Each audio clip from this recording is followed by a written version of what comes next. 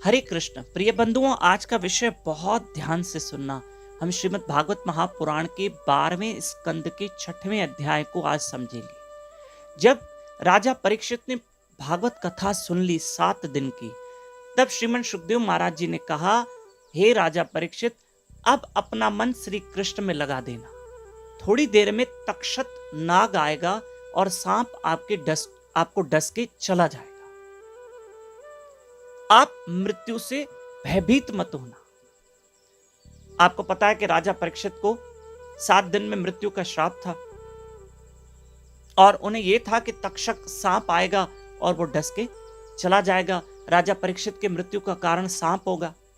आपको ये भागवत कथा से सब सुना हुआ है। और सुखदेव मुनि महाराज ने जब पूर्ण रूप से उनको भागवत कथा सुनाई और सुखदेव मुनि महाराज जी ने जब प्रस्थान किया, तो राजा परीक्षित ने गंगा तट पर बैठकर कुशा आसन लगा के बैठकर श्री कृष्ण का ध्यान करने लगे। इतनी देर में अब वो तो कृष्ण के ध्यान में मग्न थे राजा परीक्षित। उनको सांप का भी कोई होश नहीं था कि अब सांप आएगा, डसेगा, मेरी मृत्यु हो गई, क्योंकि वो जीवन मृत्यु की अवस्था से ऊपर चले गए। उनका मन श्री कृष्ण में लग गया। लेकिन यहां ध्यान से सुनना, वो तक्षक सांप आ रहा है। हालांकि ये तक्षक सांप साधारण नहीं है, ये भी अमृत पी चुका है।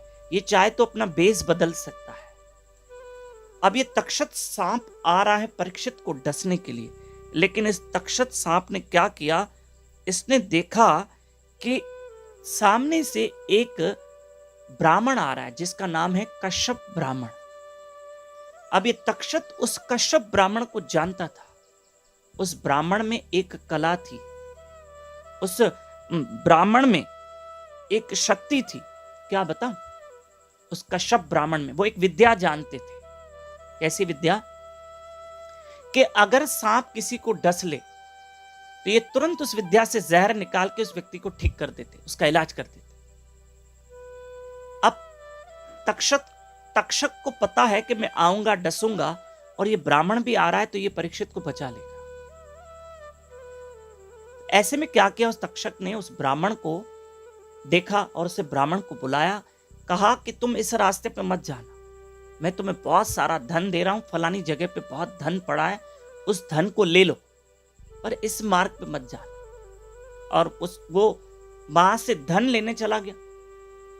वो धन लेने चला गया और सांप गया और जाके उस तक्षक सांप ने परीक्षित महाराज को डसा। और परीक्षित महाराज श्री कृष्ण का ध्यान कर रहे थे और ध्यान करते करते उनका शरीर छूट गया और वो सीधा जीवात्मा गोलोक धाम, भगवान के धाम में चली गई।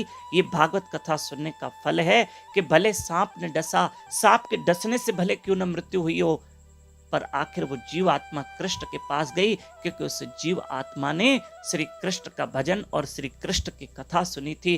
प्रिय बंधुओं, जब हम भी श्री कृष्ण की कथा सुनेंगे ना, जब भी हम भी भागवत कथा सुनेंगे, कृष्ण नाम जपेंगे, तो याद रखना ये जीव आत्मा मृत्यु के बाद अवश्य श्री कृष्ण के धाम में चली जाएगी।